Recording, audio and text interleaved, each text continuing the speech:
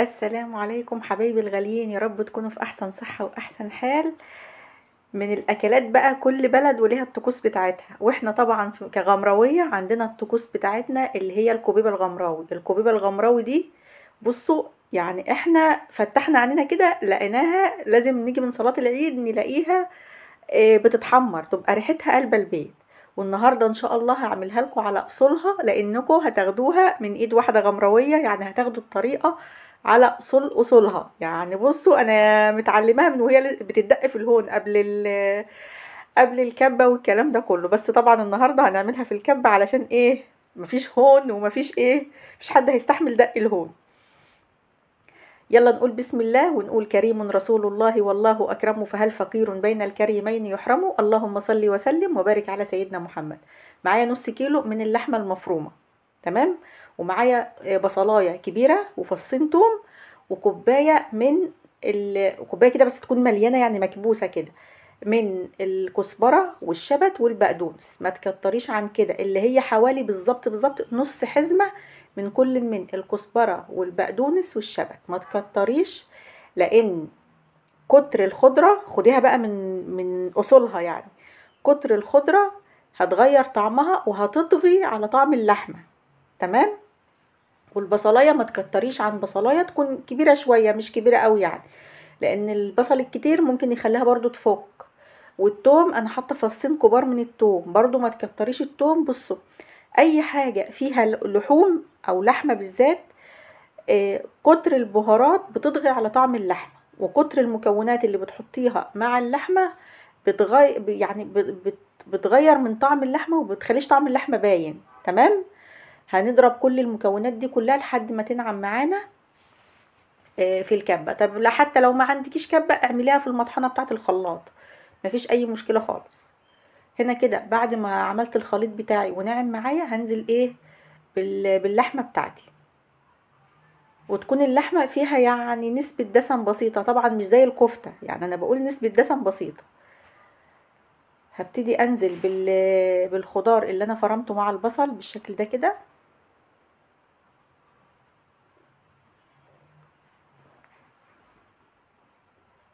طبعا احنا كنا زمان بنقطع اللحمة قطع ونفضل ندقها في الهون. هنا حطيت معلقة كبيرة من الملح ومعلقة ونص صغيرة كده من الفلفل الاسود، ونص معلقة صغيرة من الكمون. طيب عندك ممكن تحطي نص معلقة صغيرة من بهارات اللحمة او البهارات المشكلة، بس الصراحة انا بحبها كده كمون وفلفل بس، زي ما قلت لكم، علشان طعمها يفضل طعم اللحمة باين فيها كده وما يبقاش فيها بهارات كتير. دي طريقة امي. بصوا، احنا متعودين كده ان يوم العيد الصبح نصلي العيد ونرجع نلاقيها بتحمر فيها، دي بنفطر بيها. احنا عندنا يوم العيد دي بنفطر بيها طبعا، وبنعملها في اي وقت، بس يوم العيد دي لها، عشان احنا متربيين عليها، فذكرياتها حلوة معانا من واحنا صغيرين، وولادنا احفادها يعني معودهم على كده برضو. هنا هرجع كل المكونات دي تاني على الكبة علشان اسمغها معايا. حطيت ايه؟ حطيت نص معلقة صغيرة كده او تلت معلقة من البيكنج صودا او الكربونات، او تقدري تستبدليها بنص معلقة صغيرة من البيكنج باودر. وحطيت كمان بيضة. وهفرم الكلام ده كله في الكب، هسمغها عشان انا عايزاها تتسمغ. كنا الاول بنردها في الهون كده ونفضل ندق فيها لحد ما تتسمغ معانا في الهون، الهون اللي هو النحاس ده، لحد ما ايه، ما يعني ما تلاقيها كده بقت كلها عجينة واحدة، علشان ما تفكش مني. هرجع تاني هنقلها كده في الحاجة اللي هقلب فيها الرز. كده خلاص هي اتسمغت معايا وبقت، يعني بصوا زي الفل، زي ما انتوا شايفين كده. هي شبيهة بعجينة الكفتة شوية يعني ايه، بس طبعا الكفتة بتبقى ايه، ليها خضرتها اكتر وكده. هنا بقى معايا كيلو الا ربع من الرز. انا حاطاه سليم. في ناس في طريقة تانية بقى خالص، اللي هي بيكسروه نص تكسيرة والكلام ده كله، اللي هو بيبقى شبه الكفتة المرز شوية، بس بيبقى خشن شوية عن كده. لا، بس دي طريقة الغمراوية. يعني بصوا، دي الطريقة القديمة اللي قوي بتاعت اجدادنا، دي جدتي اللي معلمها لي، يعني انا متعلمها كده، وبجد مش قادرة اغيرها، ومش قادرة اكل الطريقة الجديدة اللي هم بيحطوا لها فراخ وبينعموها ويقرصوها كده، تكون قرص بتبقى رفيعه جدا، ويسلقوها في الشوربه. بصراحه ما قدرتش اغير الطريقه دي، لان هي دي اللي اتربينا عليها، وهي دي الطريقه الاصليه. طبعا علشان طعمها كمان يبقى اقوى واقوى، معلقتين كده من السمنه البلدي كده محترمين، ونقلبهم فيها. دي بيودوها كمان في حته تانية خالص. شايفين ما شاء الله هي متسمغه معايا وزي الفل كده. هبتدي بقى ايه، اسيبها في التلاجة كده نص ساعه. لا، قبل ما اقرصها ليه؟ علشان تبقى متماسكه معايا، ونسبه الدهون مع السمنه اللي انا حطيتها. وكمان الرز يشرب من الخضار، يتشرب كده من الخضار ومن اللحمه، ويبتدي ايه يمسك كله في بعضه كده.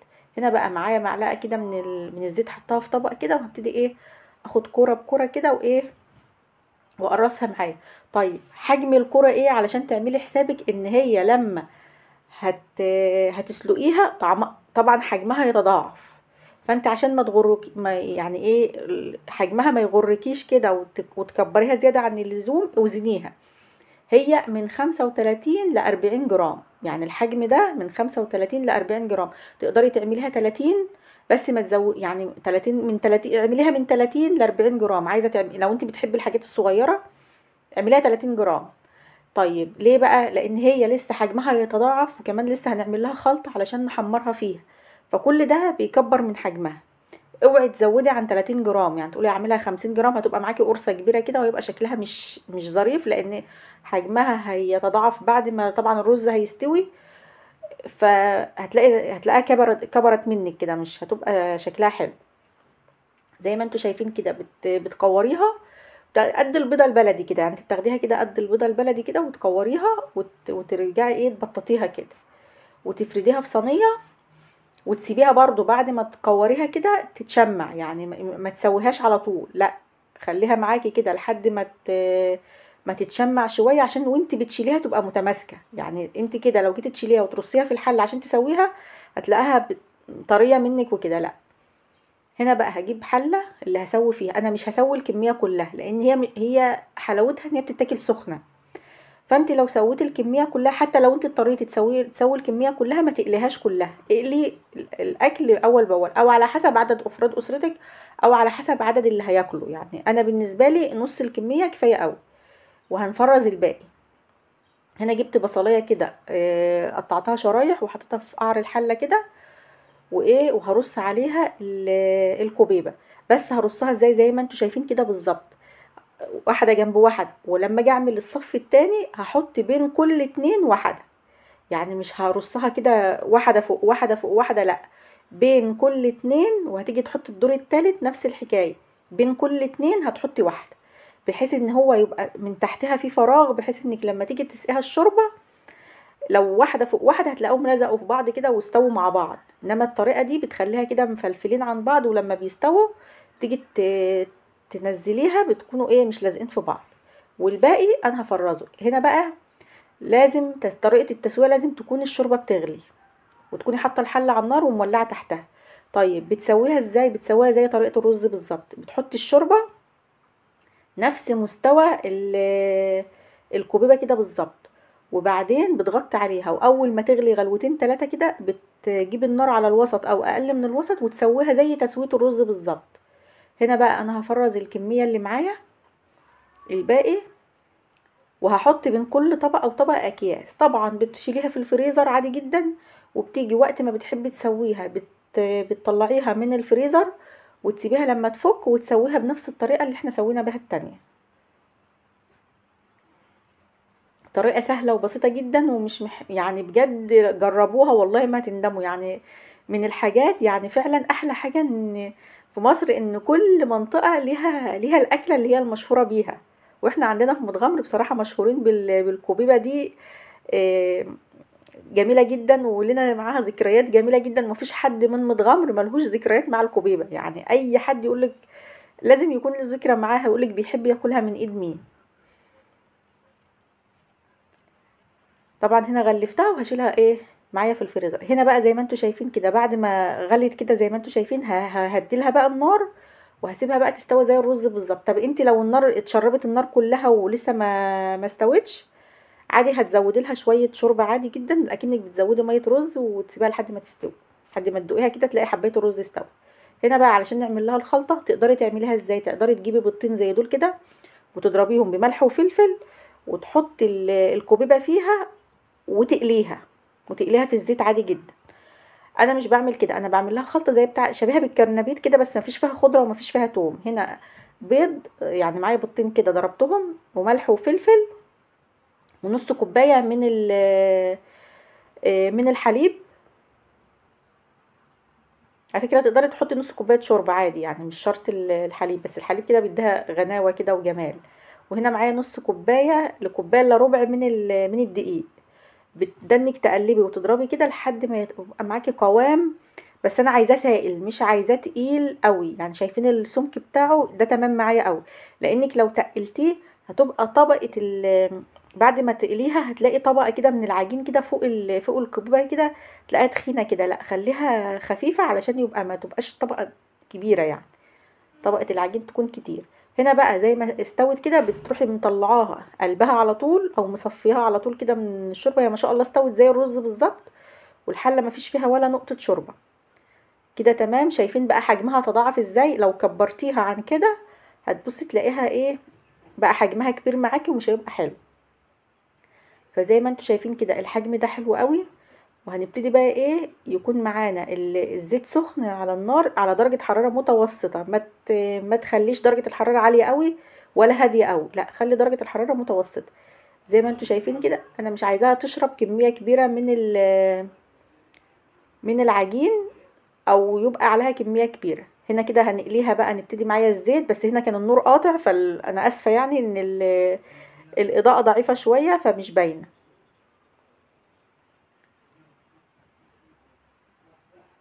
فمعايا كده ايه اللي هنقليها كده يعني ايه هتقليها عادي اكنك بتقلي الكرنبيط كده، بس على نار زي ما قلت لك متوسطه. ولما تحمر من كل جنب هتقلبيها على الجنب التاني. يعني بس يعني بصوا انا عايزاكم بس تجربوها، ولو وصلتوا لحد هنا اللي لسه ما عملش لايك يعمل لايك، واللي لسه ما اشتركش في القناه يشترك ويفعل زر الجرس.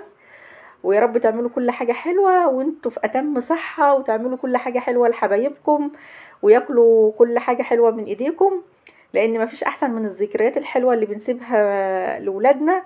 يعني بجد دي من الحاجات اللي لها ذكريات جميلة معانا، بالذات الامهات والجدات. يعني دي اكتر اكل هتاكليها، يعني دي اكتر حاجة بناكلها من ايدين امهاتنا وجداتنا، لان دي كنا بناكلها الصبح بعد صلاة العيد. يعني فاهمين ازاي؟ فطقوس كده ما شاء الله جميلة جدا.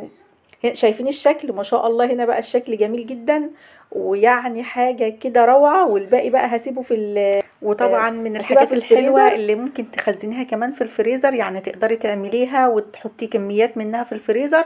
وزي ما انتوا شايفين كده بعد ما عملناها ما شاء الله يعني هنفتحها كده ونشوف مع بعض ما شاء الله الرز مفلفل من جوه ومش معجن، لان طبعا المقادير مظبوطه والتسويه مظبوطه.